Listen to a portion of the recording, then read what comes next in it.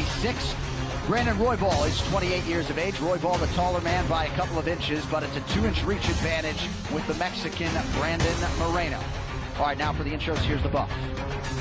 Ladies and gentlemen, this fight is 3 rounds in the UFC flyweight division. Introducing first, fighting out of the blue corner, a brawler holding a professional record, 12 wins, 4 losses. He stands 5 feet 9 inches tall, weighing in at 125½ pounds. Fighting out of Inglewood, Colorado, presenting the number 6 ranked flyweight contender in the world, Brandon Raw Dog Royval. And now introducing his opponent, fighting out of the red corner, a mixed martial artist holding a professional record, 17 wins, 5 losses, 1 draw. He stands 5 feet 7 inches tall, weighing in at 125 pounds. Fighting out of Tijuana, Mexico, presenting the number 1 ranked flyweight contender in the world, Brandon, the Assassin Baby Moreno.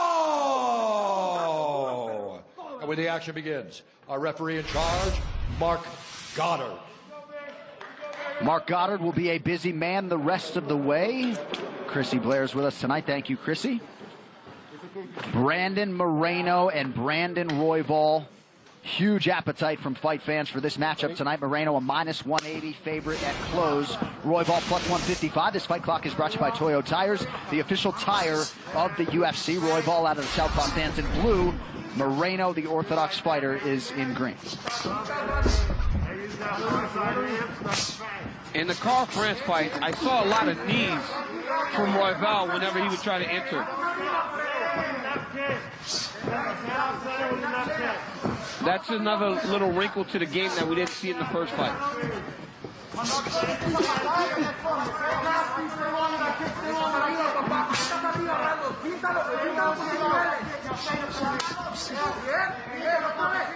Nice low kick there from Brandon Royval. There it is. You saw that knee?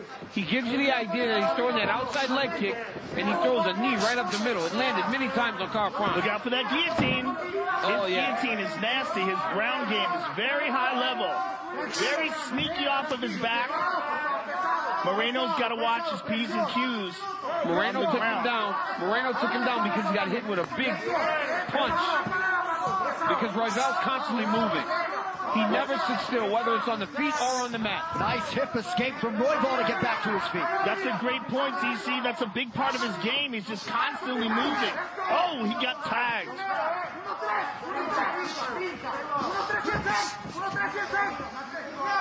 As we were saying leading up to this fight, Moreno, if he's got an advantage, it's in the power. But Royval has so much activity. Yes.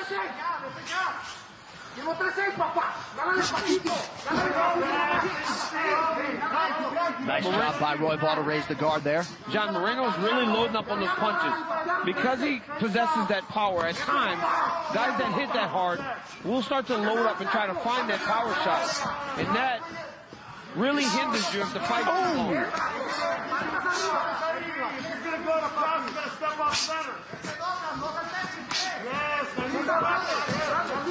There's that spinning elbow again. Look at this. Moreno takes his back. So the Brazilian Jiu-Jitsu brown belt, Moreno, on the back of the BJJ black belt, Brandon Royval. Notice how Royval fights that other hook from coming inside, Joe. Every time Moreno tries to bring that right hook in, watch Royval kind of bring his knee up, close the door, and then force it back out. Which is why Moreno has the figure 4 on the one leg.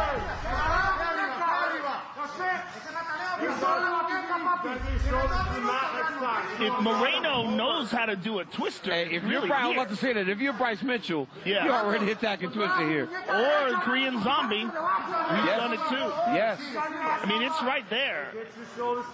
It's not there anymore. He's got him locked down on the left leg. Oh, he's on the chin here. Oh. And during the defense, he can switch to double hooks. Oh, this is starting to get tight here. Oh, this is a nasty. Oh my goodness, that is nasty. This is nasty. He's twisting him without without the twister position. He is. That's exactly what That's exactly what he's doing. That's exactly what he's doing. That looks so tight. Look at the face. Oh, he's got it. Oh, it's on the chin. Joe, that is so painful when it just gets on the chin. Wow. Royval is showing great heart, though, and peeling it off. Hey, twist it. Now it's here, man. I mean, it is right there. Grab the wrist, and it's right there. He needs to throw the arm behind his head if he wants to finish with a twister, but he might not know it. And Royval, by trying to scrape his back along the mat, is putting himself in that position. But it doesn't seem that Moreno's looking for it. If he was looking for it, he would right now go 2-on-1 with that right arm. And he's not doing that. Because he's got to get the arm behind his head for it to be really effective. Oh, well, now he's got a lockdown. Now he's got a lockdown.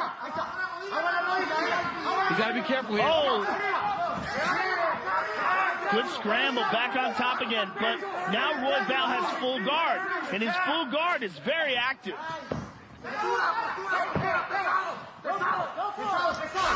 Look at that, he's going to a leg.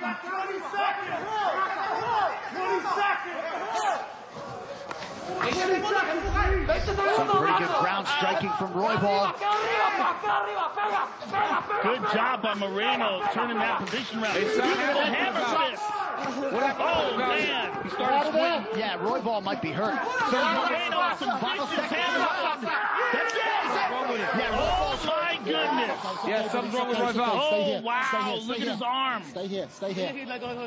Oh, my goodness. Some sort of arm injury for Brandon Royval, but the #1 contender, Brandon Moreno, gets it done tonight.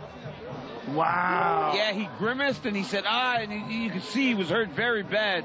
You just couldn't tell what happened.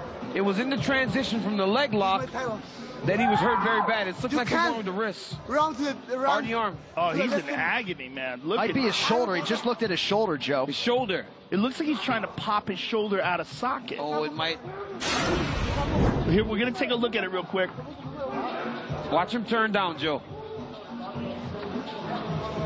Yeah, it looks like his right arm is limp. Yeah, it's something with his arm. I think his shoulder is out of socket. Look. Oh, they popped it back in. They just my popped it back in. goodness. Oh, my goodness. His shoulder was out. Oh, man. Oh, I His wish I shoulder didn't went see out of that. socket. That's exactly what it was. And Royval was so thankful that his coach, Mark Montoya, just popped it back in to relieve some of the pain. So this must be something that's happened before. Yep. You know what's sad? Oh, look at you can see it. Yeah, there. Oh, yeah. Nasty. You know what's crazy about this, though, Joe? After he popped that back in, he could still fight. Yep. That's the thing about those shoulders. When they pop out of socket there, if you pop it back in, you can actually go right back to competing. It's so crazy. It's the weirdest injury ever. And how many seconds was there to the end of the round? If they would have got to the end of the round, It was 2 seconds. 2 seconds. Look at this. Watch how he pops it back in. watch it pop back in place. Oh. And now he's good. Right? It's so crazy that 2 seconds to the end of the round, if he would have went back to the corner, Montoya could have popped that back in, he would have been able to compete. It's crazy to think about, but he'll just be sore tomorrow because he's probably had this happen to him before, like Joe said. He seemed to know exactly what it was right after it happened, which leads me to think that that's the case. Very unfortunate. All right, to make this one official now is Bruce Buffer.